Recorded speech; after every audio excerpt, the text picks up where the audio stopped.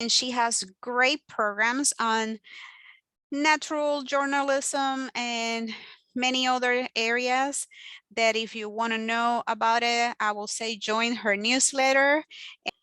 Awesome. Thank you, Ava. Yeah, so I will, speaking of the plant festival this Saturday, I'll be teaching a class then on 10 plants to add to your garden to support wildlife. And as Ava said, then you could go out to the vendors and try and find those plants. So if you are interested in the area, I highly recommend you come out for that. But today we're going to talk about composting, and this will be an introductory little class on what is composting and how you guys can get started on it. I'll also dig a little bit into the science behind, how those microbes break down and what they are.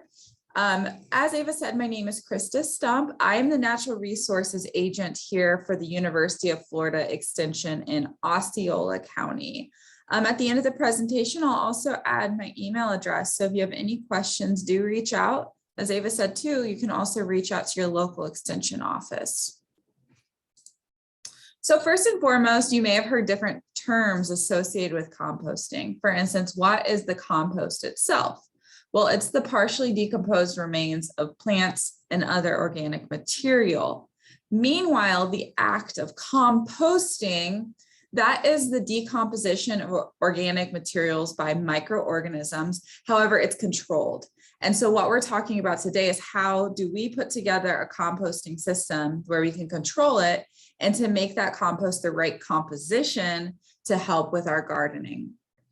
You may have also heard of the term humus, and that's just the final state of the decomposition of compost. And that is what we're trying to aim to get, because when we add it to our soil, it holds moisture better, it can add nutrients. And so this is the goal of our composting. So why should you compost? Well, there's many reasons, but a lot of us have a lot of yard or kitchen waste, and this is a great way to put it to use, have a benefit from it. And then once you use the compost, it really can improve our soil qualities. Like I was saying, it helps with fertility, those nutrients. It holds water better. And we'll talk about this a little bit later, but especially here where we have sandy soils, moisture retention, meaning holding water, can be a big issue. So compost can help with that. It also provides aeration and a food source for microorganisms in our soil is really important for the entire process of growing plants. This also helps to reduce any waste that's going to the landfills or being burned. Waste is a huge issue, and this is just one way to use your waste. When you use the compost, it improves plant growth, and it's a way to slowly release nutrients. If we put down any quick release fertilizer, that can also cause environmental issues where if we have a big heavy rain like we do, all of that fertilizer can just get washed away and eventually land into our water sources. Meanwhile, composting really is a slow nutrient release that releases the nutrients that's consistent with the plant's needs. So you can see why it's super beneficial for our garden and our plants, but also helps with waste reduction. So what can be composted? We get this question a lot, and you may hear differing viewpoints or things, but this is what we are going to say based on the science. So first and foremost, all those leaves and yard waste that you have, as well as grass and lawn clippings, can be used. If you have wood chips and sawdust, you need to be a little bit more careful about that. I'll explain why later, but you can use that. Of course, any kitchen wastes and manure, but specifically rabbit, cow, and horse. Because what you don't want to compost is any human or pet waste. This can harbor different bacteria.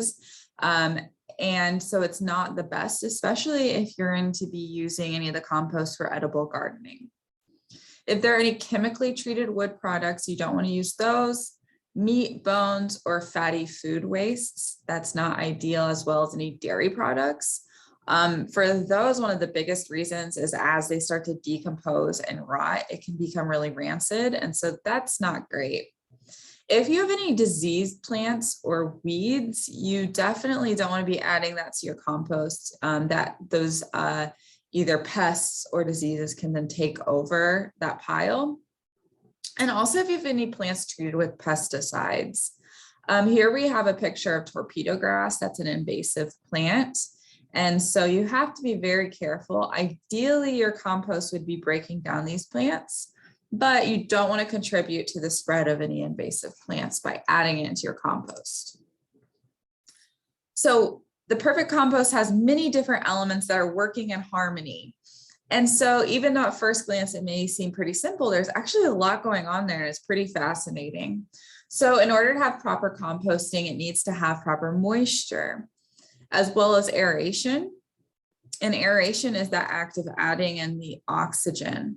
We'll talk about it soon. The pile temperature makes a big difference, and there are specific levels of temperature, different stages of what occurs.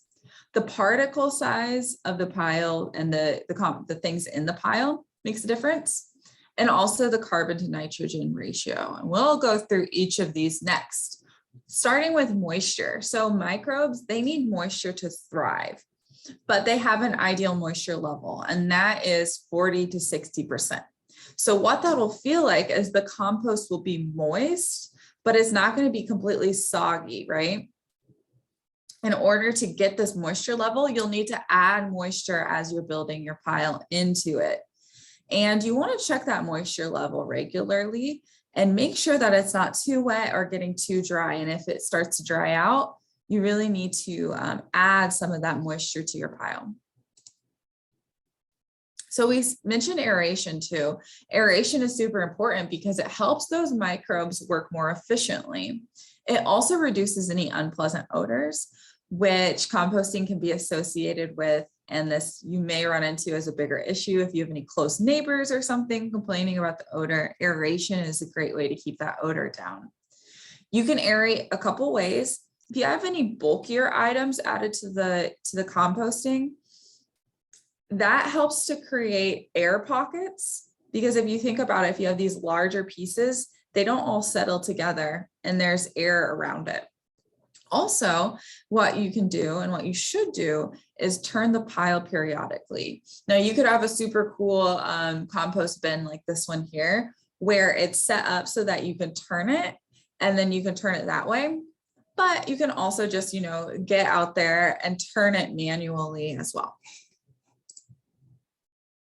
We talked about the temperature needing to be very specific, and the exact ideal temperature, it really depends on the pile size, as well as how much oxygen is in it and the moisture content. Because like I mentioned, this is all like a system that works together.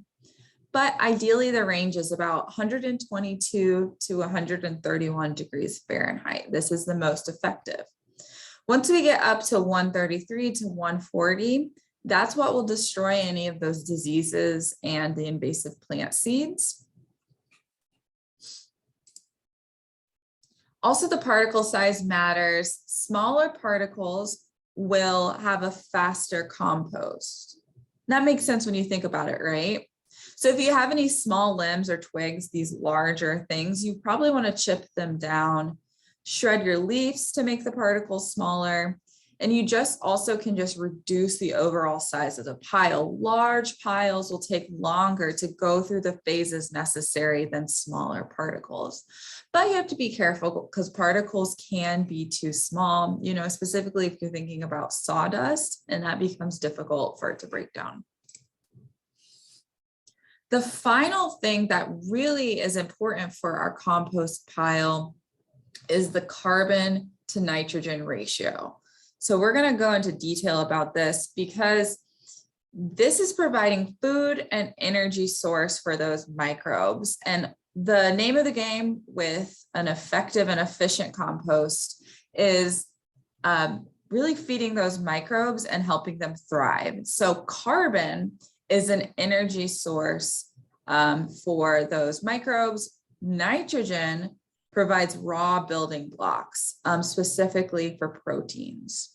So you may hear this referred to as browns and greens that you're adding into the composting pile or bin.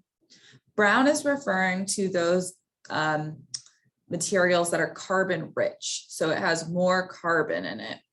Green, meanwhile, it has more nitrogen. And so it has a higher nitrogen content. And these different materials you put into the bin is referred to as having a C to N ratio, a carbon to nitrogen ratio. And what we're looking ideally is a carbon to nitrogen ratio of about around 30:1 or less. The reason for this is if that carbon content gets too high, the microbes, it's nitrogen limited, meaning it doesn't have enough nitrogen. And so what they'll start to do is pull nitrogen away, and that takes away from the nitrogen that the plants need. Once you're using the compost, they need to thrive, right? And so this could be a big issue.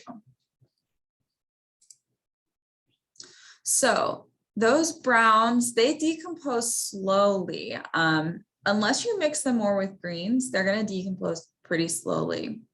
As I mentioned, they're more carbon rich, so they provide carbon, which is an energy source. You want to make sure you're incorporating browns throughout, and then also your top layer is going to consist of browns, ideally. So let's look at some of these different materials. So remember, if it's greater than 30:1, which is a carbon to nitrogen ratio, it's considered a source of carbon or a brown.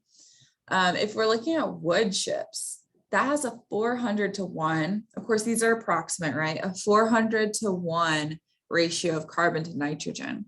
So for that reason, it could really bring up your carbon ratio. And for wood chips, then maybe best used as mulch. If you're mulching is so important, right? It helps to keep that moisture content, and it plays a great role in our garden. So if you have wood chips, reconsider using that for maybe mulch. Of course, you can put in your composting as well. You'll just have to balance it out with other materials that we'll talk about soon. Newspaper has a ratio of 170:1, so it's still rather high. If you do have newspapers, you'll want to shred the pages, because remember, we talked about that particle size is really important. Something else you can do with newspapers, though, is recycle them or reuse them for other purposes to limit that carbon amount going up too high, especially if you have a lot of newspaper that you're adding to the pile. Next, we have sawdust or wood shavings. This can have a carbon to nitrogen ratio of 125:1 or higher. And so if you're using a lot of these wood shavings or sawdust, you'll need to be adding more and more nitrogen, materials that are heavy in nitrogen. And so you really want to make sure you're only using these in small amounts. And, that's a case for the wood chips, newspaper, wood shavings, and sawdust. You can also add paper towels that has about 110:1 ratio. And then next we have leaves. So this is a wide range because it's going to depend on the leaf and the moisture content of the leaf. In other words, how dry they are. Can have anywhere from 35:1 to 85:1. Thick, leathery leaves, they'll take longer to decompose. So those ones especially, but really all of them, you want to make sure you're shredding them up well to help with that process. Next, we have pine needles. It has about a 60:1 ratio. You really want to chop these up well also. And pine needles have like a coating, or at least most do have like a thick coating over that. And so that causes those needles to actually decompose slower. Finally, you can add something like peanut shells. See, we're getting down to more of that ideal ratio where that one has a 35:1. Once again, like many of these, you still want to break them up into pieces to really help that decomposition process. So next, let's talk about those materials that have a higher content of nitrogen. And so these are referred to as greens. They decompose more quickly, and they provide nitrogen, which is a food source for those microbes. They're also very high in moisture. So less than 30:1, that's more considered a green material, the greens, and it's a source of nitrogen. If you have something like vegetables, fruit, peels, eggshells, that kitchen waste, that has a carbon to nitrogen ratio of 15:1. So if you're adding things like sawdust or newspaper, that should be shredded, right? Or drier, thicker leaves, you really want to balance that out with your food wastes. And so that's how you can create a nice balance. You can also add weeds that you're pulling throughout your garden that has about a 20-to-1 ratio. And these are fresh, not dried. However, as I briefly mentioned earlier, you really want to be careful with adding those weeds. If the pile doesn't get hot enough, they will stay active and they'll be able to seed. If these are invasive plants, meaning that they're not natural to where you're from, and they really rapidly spread and take over, your garden and your landscape, you especially then want to be careful about adding them to your pile or bin. And then finally, if you have any house plants, cut flowers, or garden waste that's fresh, those have a ratio of about 30-to-1. So it's right on the nose, right? And so using these greens, balancing them out with the browns is how we get that optimum ratio. And remember, the whole goal of the ratio being 30-to-1 or less is to help out those microbes do their job and to make sure that that compost can then help the plants thrive. So speaking of microbes, but also larger insects and microorganisms, who does the work in this pile? Well, we have different microorganisms such as bacteria or fungi. We have earthworms. We also have arthropods. This includes insects, mites, millipedes, and centipedes. But let's take a second and talk about the phases of the pile. So these are big fancy terms, but all you really need to know is that graph to the left there is that you add material to the pile, and then as the process of the microorganisms breaking down the compost starts, the temperature starts to go up. So we start with a moderate temperature phase called mesophilic. This lasts for a couple of days. Of course, it depends on the size of the pile and the contents and the moisture, all of that. So this is just an approximate. Then as it starts to rise the temperature, we get this high temperature phase called thermophilic. And this can last for a few days to several months. And then finally, once it reaches that peak, it starts to go back down and we see this cooling phase. And then at the end, a curing phase. And this can last for several months. So this is just more of a close-up of that. So you can see how that curve works and breaking down into the 3 or 4 phases there. And so you can imagine that depending on the temperature, different microorganisms thrive at the different phases. We're going to talk about bacteria specifically. So bacteria are the smallest living organisms, and they're the most numerous in the compost. They make up about 80 to 90% of the billions of microbes in the pile. And they're responsible for most of that decomposition. The other organisms we talked about also play a role, but because the bacteria is so numerous, they play a very large role. And as they break down the compost materials, as they start to decompose and use that as an energy and food source, they create heat. And that makes sense, right? Because just like how when we consume food to create energy, that process, the process of creating energy, creates heat. And there are many different types of bacteria. They're very, very diverse, and they prefer different phases of the compost. So there are bacteria called psychrophiles. These ones prefer that beginning phase. They're early colonizers, and they like it around 55 degrees Fahrenheit. They produce some heat once they start to decompose the pile, and that increases the heat of the pile, and we start to get into a higher temperature range where bacteria referred to as mesophiles, they start to get to work. And these are the real workers of the pile. They thrive at temperatures around 70 to 90 degrees Fahrenheit. If it's less than that, around 40 to 70, they can still survive, but it's more of a struggle and they won't be as effective.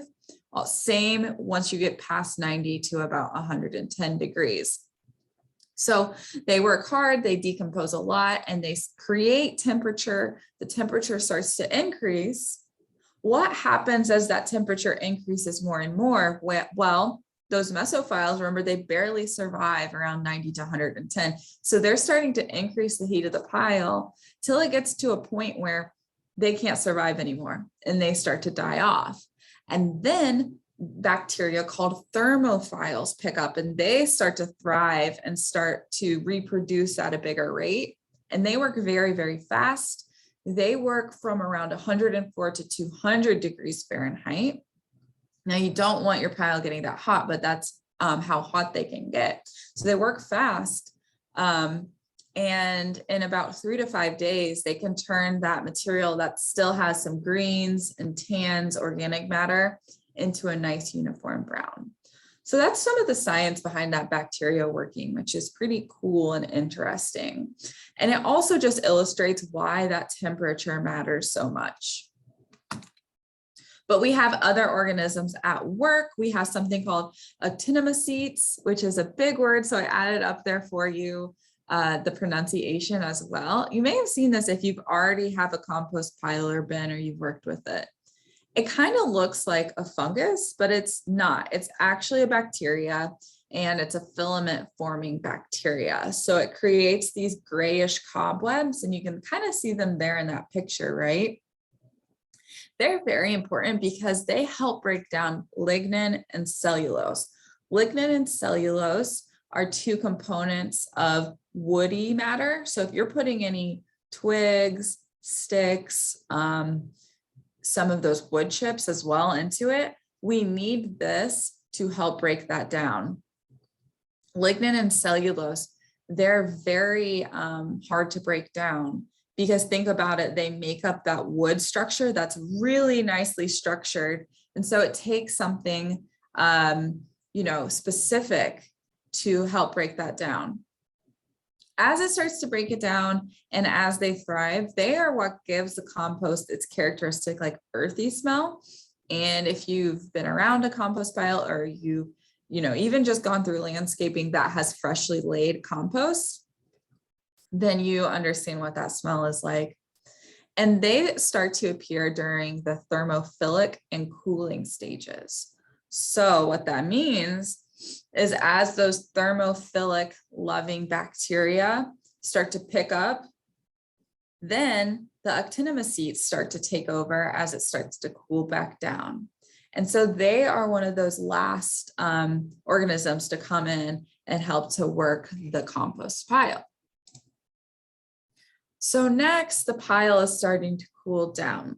And this is when our non-microbes start to move in, such as fungi, nematodes, mites, springtail centipedes, sow bugs, and ground beetles. All of these and more play a role. And they start to come as the pile starts to cool, because before that, the temperature is too hot for them to survive and thrive. Also, as the pile cools, we start to get earthworms that move in, and they're really important because they help to process and incorporate all that organic matter together. Also, as they move through the compost, they create channels, right? And so remember, aeration is something that's also really important for the compost. And so these channels act as aeration for the compost. So earthworms are very important. And they move in towards the end during that cooling phase. There are a couple different methods that you can use for your composting. First, something called cold composting, also called slow composting. And there are different ways of doing this. It can be more of a sheet composting, trench composting. You can have a bin composting, but it's specifically a cold bin composting, as well as heap composting. But I'm going to focus on hot or fast composting right now. And so in order to do a hot or fast composting, there's a minimum amount of material. You need about 1 cubic yard, which is the same as 3 feet by 3 feet by 3 feet. And so that, if you can envision that, that's about the size that the pile would need to be, or the amount of material that's in a bin, right? And once again, it has to have a good blend of greens and browns. Browns, remember, that carbon, with the greens being the nitrogen. Also, very proper moisture content. We'll talk about soon when you're building the pile, you're constructing it, how to keep that moisture level proper. And also frequently turning it, because that aeration is important. The particle size, it needs to be about less than 2 to 3 inches, okay? So we're talking, you know, this size, about less than that. So that's definitely where any larger leaves, twigs, even any larger kitchen waste needs to be broken down first. A hot compost pile will start to produce steam. And so that's how you know that temperature is really rising, and it's a hot or fast composting pile. So you may be wondering, how do you construct this then? Well, there are 2 methods. First, the sandwich method. And this is when you layer the compost materials. And what you do is you alternate that green and brown material in about 3 to 4 inch layers. As you start to layer them, you want to water each layer as you build it up. That keeps that moisture content proper. And at the top, you want to end with a brown layer. So that's the sandwich method. But you can also do a Mixit method. This is where you just mix it all together and place it in a bin. But to give more detail about the sandwich method, the way that this works is there are these thin layers, right? The 3 to 4 inch layers, and they help to prevent any anaerobic pockets. Aerobic means loving oxygen. So it has a process that uses oxygen, and anaerobic is without oxygen. So you want to keep it, remember, aerated and have that oxygen throughout. It also allows for an even distribution of moisture. And once again, as you're building up the layers, you add more moisture. And then also finally, it filters those odors that you can get from some of the more brown materials or specific kitchen waste materials. So it helps to filter it through. Now, when we talk about the Mixit method, as I said, you know, you're mixing those green and brown materials together. But even so, you mix them together, you still are going to add it into the pile or the bin at 4 inch batches, okay? So you never want to add too much all at once to the pile, especially because you're going to want to water each batch that you add to keep that moisture into it. So if you add way too much, it'll be hard to get that proper moisture. Also, then you'll start to get like a huge difference between the pile below that's more broken down and everything on top that is fresh. So instead, you want to keep like an even layer so that the process can be more well distributed. When you add new material using the Mixit method, that's when you want to turn the pile again and add the aeration. So once you have it started and you start to add in more material, you want to bury the new material deep into the pile with the Mixit method. And something else you could do is just start a new section in the pile, and then that will allow it to, you know, stabilize and then finish. Those new materials are a microbe food base. So remember that whole process. So it's going to start from using all of that, the nitrogen and the carbon that hasn't been broken down yet. Those microbes need that to thrive. So that's why it's important to, you know, keep adding more and add it properly. So once you have the pile, you have it set up, you're adding more. It's not something that you just put the compost pile or bin in and then you step away and you're good and then it'll do its magic. Remember, it's a really delicate system, and so you have to manage it and you should be monitoring it. One of the best ways to monitor it is through our sense of smell. If it starts to really stink and have very strong odors, that means you need to turn it, and that will help with that. And also, as you turn it or build it, as we've said, keep adding that moisture. And remember, the moisture should be about 40 to 60% moisture content, meaning it's moist, but you don't want to overdo it and make that pile soggy. That'll be too much moisture for the process. And you want to monitor the temperature.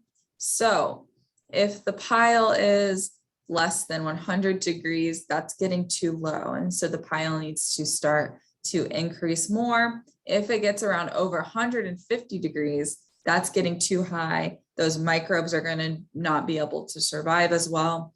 And so if in either of those cases you want to turn it, that will help to make the temperature more even, especially if we're having really hot, sunny, dry days. The temperature up top will get pretty hot. And also if, very cool times, so then you just don't have an evenly distributed temperature, turning can really help with that. So we turn to reheat, but also remember it adds aeration. So that adds oxygen. Anything that's, any undesirables, it helps to destroy. You can start to get these layers and any clumps that are undesired. And so that helps to break that up. And like we said, it keeps that smell down. If it starts to have a strong odor, go in and turn it to help that. So once we get through those higher temperature phases, you can allow the pile to start to cool. This means that you're finishing up the process. So as it's cooling, you don't want to be adding any more material. That makes sense, right? Because if you're adding more material and the temperature isn't hot enough, that material won't decompose. So as the pile is cooling and you're trying to finish it off so that you can use it, don't add any more material. Remember, the earthworms come in around this time, and so they'll assist at that time. This process depends how big the pile is, once again, but it could take 1 month to a year, typically on average around 6 weeks. If you have really large chunks at that time, you want to screen them out. And here's a picture of that. And you can see there's some large woody material in it that you want to screen out before using. So mentioning worms, you can also do something called vermicomposting. And so this is composting with worms as your main compost organism. How you do this is you can get a container and then you tear up newspapers and add some moisture, add the water. Then you can add worms. And then as you add any food scraps, you want to bury those. And so that is one way of doing vermicomposting, composting with worms. If you are interested in this, the best worms to use are red wigglers or African night crawlers. And fun fact, if you get 2 pounds of worms, they will eat 1 pound of kitchen scraps per day. So they're quite effective, especially if you have more worms, at breaking down those kitchen scraps. So if you guys are interested in starting a compost bin, you may be wondering, where should you start? Where can you get them? Well, there are commercially available composters, and there's different types. The ones to the left there, you can see it's like what we showed earlier. It allows you to turn it. The middle ones there, you may have seen around, depending, if you guys are in Central Florida, there are different counties and municipalities that have composting programs. And so in the past, they've given out these composters that look like the middle ones. And the cost depends, but it's about $40 to $100. They're easy to assemble. And as I said, some of them allow for easy turning of the pile, which is great. However, you can also make these composters yourself. So you can do some DIY ones. Here's a few examples of those. The middle one there, it uses netting. And the right, you can see that it's actually separated out into sections to allow for, they're going to be in different phases. And so then you could get to one section that is the cooling phase and getting ready to use, while you continue to add materials to maybe the one all the way to the left. All right. And so on the left here, this is a very common one. So this is using a barrel. And what you have to do is drill a 1/2 inch holes on the sides and the bottoms. The reason for that is, remember, it needs aeration. You can see the holes if you look closely in this picture there and see how many they have. Then, because it's round, you can turn it by just putting it on its side and rolling it around, right? but they do need to be big enough, you know, all these piles in the barrels. Remember, we're aiming for about a 3 by 3 by 3 foot pile or bin, okay? In other words, 1 cubic yard. Okay, so great. You either got your commercially available composter or you made one yourself. You've been following the process that we went through as to how to start it and how to manage it properly, keeping it aerated, that moisture content good, and really focusing and remembering your ideal carbon to nitrogen ratio. So you've done all of this. Now what? Well, once your pile cools, the compost cools and cures, now it's ready to use, and you can use it different ways. One of the best things to use compost for is as a soil amendment. Organic matter in soil is very important, and so this is a way to add it. Organic matter helps hold moisture, and that's really important as we are trying to have healthy landscaping plants. As I mentioned at the beginning, here in Florida, especially in Central and South Florida, we have very sandy soils. And so sandy soils do not hold moisture very well. And so adding that organic matter in helps to retain moisture. If you have clay soils, that has the opposite problem. They're too compact. And so using compost as a soil amendment can help to break up those clay soils so that they'll drain better. Clay soils hold too much moisture, right? And so as with anything else, it's a balancing act, and compost as a soil amendment helps with that. You can also use compost as a mulch, meaning that you're using it as a top layer to help protect and keep the moisture in. And then finally, if you're doing container gardening, remember Ava has a container gardening class coming up, you can use it as a potting mix. So you add it as organic matter and use it to create a potting mix that holds moisture properly and also provides, remember, it provides nutrients, which is a very important thing. So with that, I hope this was a great introduction to composting, how to start it and maintain it, and how it works. If you guys have any questions, feel free to add them in the chat, or you can also contact me at my email address there. And once again, you can always contact your local extension agent. If they don't know, or if I don't know, we always have contacts to get those answers for you. So once again, thank you so much. And do we have any questions?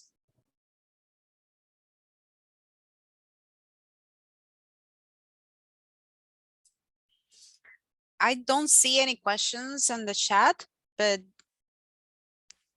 you're welcome to mute yourself if you want to have a question or type it.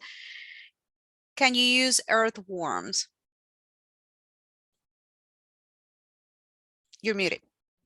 Sorry, yeah, so remember we were talking about the vermicomposting, and so that when you're using the earthworms, that's the type of composting that you're using. I also want to take this time, I'll just do a little plug myself too. If you guys are interested in wildlife, as I mentioned at the beginning, come out to our plant market this Saturday, and I'll be doing a class about plants to add to your landscaping to support wildlife. Also, I do a monthly wildlife webinar that's on the second Tuesday of every month. We have upcoming on March 8th, venomous snakes. So especially if you're new to the area and you're not familiar with our venomous snakes, or if you just aren't familiar, it's really important safety as you guys are out there working in the garden to be able to recognize the venomous snakes and know what to do.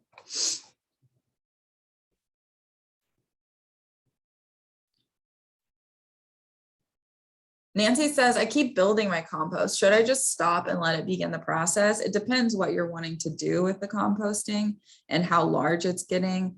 And if you're building it up properly, you can keep building it up. But if you remember, when it gets to that cooling phase, you don't want to keep adding material. So that's totally up to you and when and what you're trying to use it for. Ava, do you have anything to add to that question? No, a lot of people, it's depending what type of compost that you have, but some people just have like 3 different piles and they keep moving. So by the time you're planting your vegetables or your, you know, your plants in general, you can use from the third one, but it's all depend the space and the type of bin or composting that you have.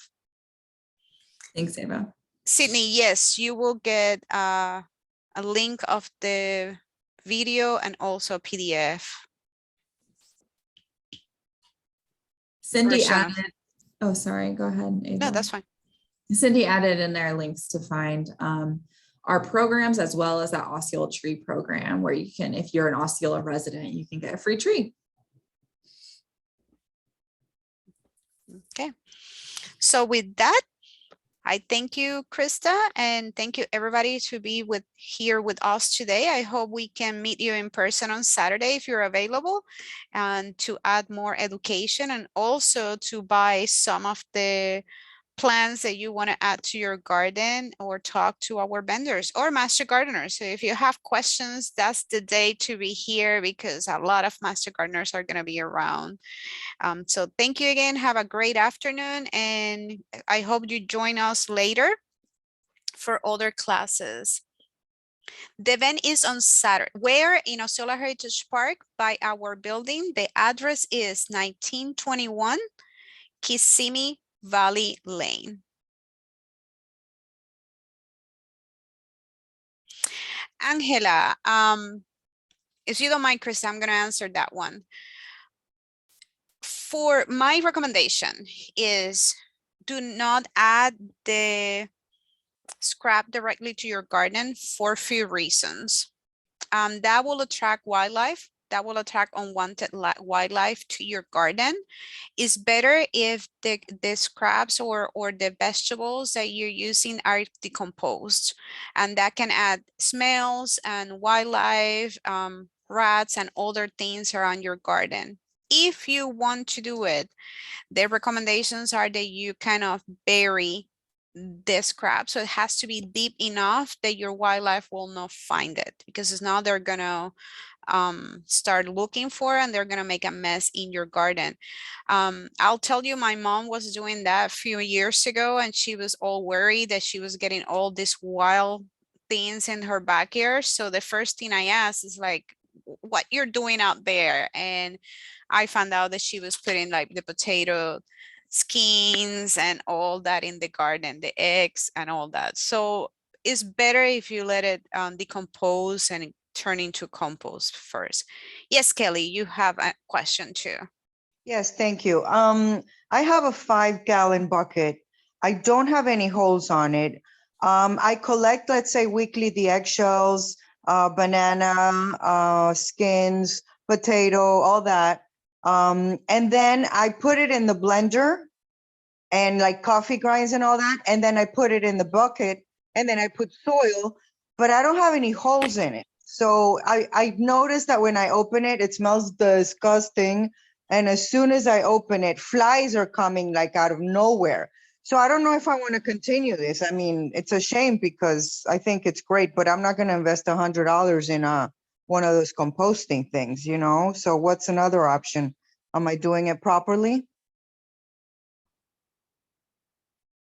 Krista, you have an answer for that, or? Yeah, so it sounds like, remember, turning it really helps with the smell. So it's that aeration, I think. So you're right that you can add in some holes and make sure you're turning it enough. I also am not sure, maybe your moisture content is off, so it could be too moist. Is that right, Ava? Yes, probably you need to add, what is the browns to do the balance. So you want to maybe add some either newspaper or maybe a little bit of leaves. Okay. To do that balance, because I was having the same problem at my house, because a lot of the stuff I teach I do it at home, and that was my problem. I was only putting the kitchen scraps, and you need to add the garden, like the leaves, the other stuff, the paper maybe, to create a better balance. Yeah. Okay, I'll try that and see. Because part of that smell and the flies, that's part of the process. So it's working. It's just you need to add other components. Yeah, I started adding the filters of the coffee, Mhm. which is like thin paper. But yeah, I'll try the leaves and see if how that goes then. Yeah. Thank you. You're welcome. And also remember, it has to have some air, has to have some aeration. Okay, so I need to have holes then. Okay. Yeah. All right. Thank you. You're welcome. And what is the event Saturday? I'm sorry. I think I joined later after you had Yeah. talked about it. It's 9 to 3 and it's here at Osceola Heritage Park by our building. And we're gonna have classes in the morning and the vendors are gonna be here 9 to 3. Oh, okay. All right, cool. So if Thank I you. can, okay. But Okay. Angela, I think, yes, I think there is gonna be a vendor that has some compost products. I have to look. I know there was a request for a vendor, but I don't have the final list. Okay. But thank you, everybody. Enjoy your lunch. And I hope I see you either Saturday or during any of our upcoming classes. Have a great day. Thank you, Krista. Thank you, Cindy. See you guys later. Thank you.